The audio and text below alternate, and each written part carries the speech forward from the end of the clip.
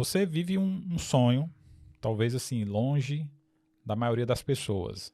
Você trabalha em home office, você faz o teu horário, você sai com a tua filha a hora que você quer, ou seja, você tem hoje, logicamente, isso foi depois de muito trabalho que você plantou e hoje está colhendo, você vive uma vida, digamos assim, muito mais tranquila. Você tem um bom salário, você, como falou até no outro episódio, né, você tem empregabilidade onde você quiser, você abrir a boca e dizer assim, cara, eu quero trabalhar numa empresa X, é só tu levantar a mão e com certeza você vai ser contratado. Sim. Isso realmente é muito bacana, né?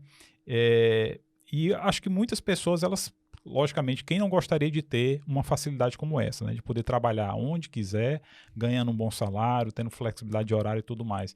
Mas a gente sabe que na prática muitas pessoas não conseguem chegar atingir esse objetivo, né? Chegar nesse sonho. O que é que você acha, na sua opinião, que mais atrapalha as pessoas de conseguir chegar nos seus objetivos, principalmente quando a gente está falando ali em fazer uma transição de carreira? Eu tenho percebido que a questão técnica, né, não é aquilo que mais pega no processo de transição de carreira, né?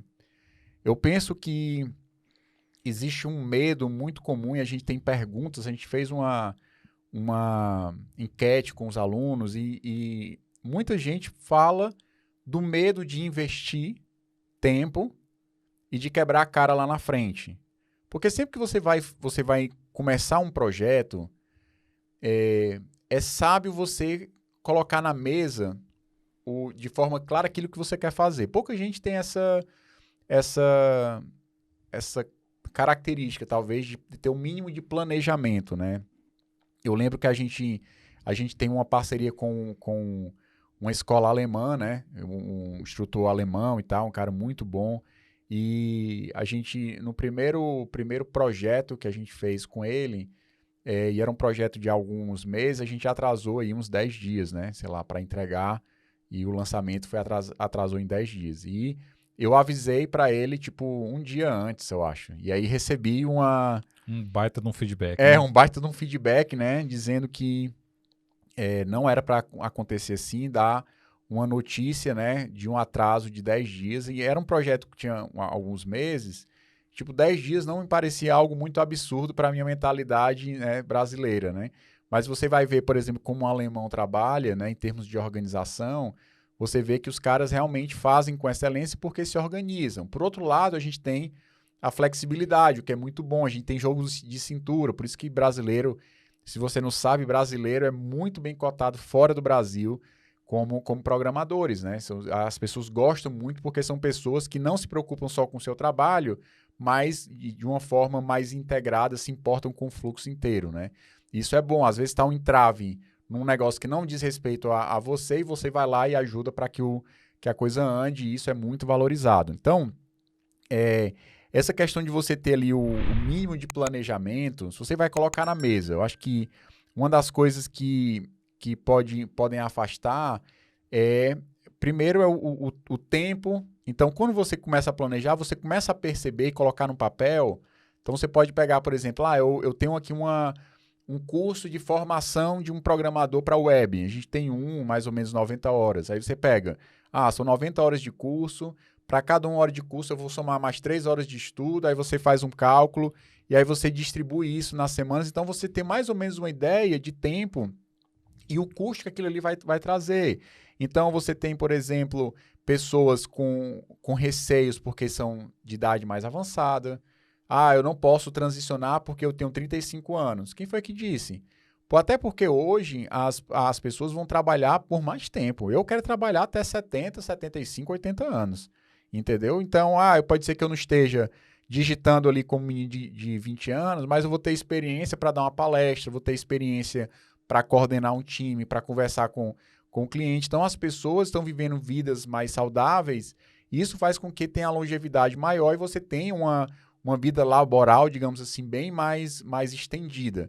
Então, quem está começando aos 40 vai ter aí, né, talvez 20, 25 anos de vida laboral, 30 anos, e é uma história muito grande. É basicamente o que muita gente trabalhou no passado, hoje se trabalha começando a partir dos 40. Então, tem muita margem para você trabalhar, né? A questão de idade é muito comentada. Muitos mitos, né? As pessoas criam rótulos. Por exemplo, por que eu não gosto de química? porque eu não gosto de química, porque eu não sei química. Por não saber química, eu não quero estudar química e eu acabo não gostando de química e vira um ciclo vicioso. Né? Mas se, eu não sei nada sobre tecnologia. Claro, se você nunca estudou, não vai saber. Mas se você pega uma formação bem estruturada, que te diz o caminho e tal, isso vai te treinando e vai fazendo você se tornar um programador. Já citei várias vezes o caso do Frank Gambale, né, que é um guitarrista que disse, eu sou um dos melhores, ele não falou isso não, né, mas o cara é um dos melhores guitarristas do mundo, é referência e tal, né. Claro que quando você bota nessa categoria tem muita gente dentro, né, mas é um cara fenomenal, mas diz, 90% do que eu sei é esforço, 10% é dom, ou talvez até menos. Então eu passei muito tempo ralando. Então, quando a pessoa estuda e se esforça, né, e se a pessoa se identifica com a área, cara, acho que não tem mito que vá barrar uma pessoa de migrar de área. Muitas pessoas já têm provado isso, independente da idade, independente da área de origem.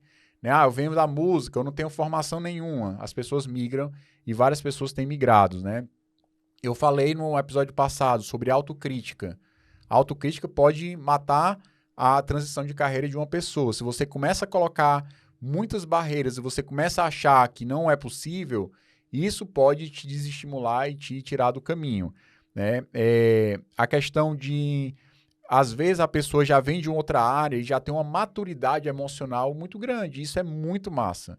Você pega um cara que já tem experiência numa área, lida com cliente, lida com negociação e tal, e o cara se transforma num programador, num cara da área técnica, você vai ver que esse cara vai se sobressair. Eu vou dizer aqui uma experiência que provavelmente eu vou contar também em outro podcast. A primeira vez que eu me senti de fato um programador foi quando eu viajei para Brasília, coloquei um paletó, fui para Brasília, fui conversar com um cliente, estava morrendo de medo, eu acho que era a segunda ou terceira viagem profissional que eu estava fazendo, e fui lá, conversei com o cliente, e aí eu percebi, cara, eu sou capaz de conversar com a pessoa, pegar as ideias daquela pessoa e transformar isso num software. Então, o cara que vem de humanas, que às vezes se rotula, não, eu não sou bom nisso, não sou bom naquilo, ele tem um potencial que, juntando com a programação, vai explodir ali o potencial do cara para o mercado.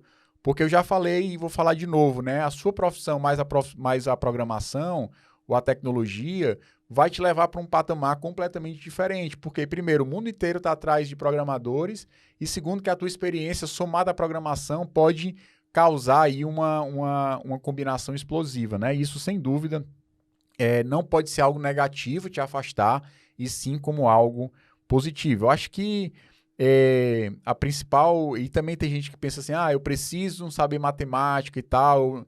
Não necessariamente. Você tem a parte da lógica, né? E lógica é uma ciência matemática, filosófica e matemática ao mesmo tempo, mas mesmo que você não seja alguém que estudou a vida toda matemática, você pode encontrar sim na programação um local, um porto seguro, digamos assim. Cara, eu amo isso aqui, eu gosto de trabalhar, e você vai conseguir entrar no mercado mesmo não sendo uma pessoa proficiente em matemática. Você vai acabar ficando bom em lógica, porque você vai trabalhar com isso o dia todo. Quando você nem perceber, você já está melhor até em matemática também. Eu acho que isso talvez tenha muito mais relação com os caminhos que você escolhe, né? Quantas vezes na nossa vida como estudante, ou no colégio, ou na faculdade, ou em vários momentos da nossa vida, a gente teve experiências ruins, por exemplo, com disciplinas, porque a didática do professor não ajudava.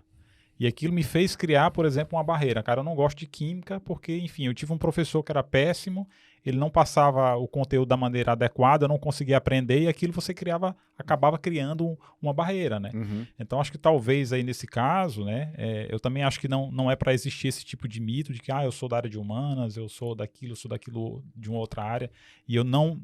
sei lá, eu não me adequo a esse tipo de linha, porque você talvez não tenha tido a melhor experiência, né? A partir do momento que você tem a experiência, aí você, enfim, escolhe se aquilo tem relação com você ou não, mas é importante que você passe pela experiência, né? Eu acho que o que vai diferenciar de uma transição rápida para uma transição mais lenta, ou mesmo uma interrupção na transição, quanto menos barreiras você colocar, barreiras que não necessariamente são barreiras físicas, mas barreiras que é colocada na nossa cabeça, né? Se a gente tirar essas barreiras e simplesmente sentar, definir um plano e seguir esse plano. Ah, cara, eu olhei programação e não me identifiquei de forma nenhuma. Então, pronto, vai fazer outra coisa. E tem muitas outras áreas que têm potencial e que podem eventualmente ter muitas oportunidades no mercado. Mas se você chega, se identifica, é a hora de parar de ficar fazendo um monte de pergunta, a idade, isso e aquilo outro,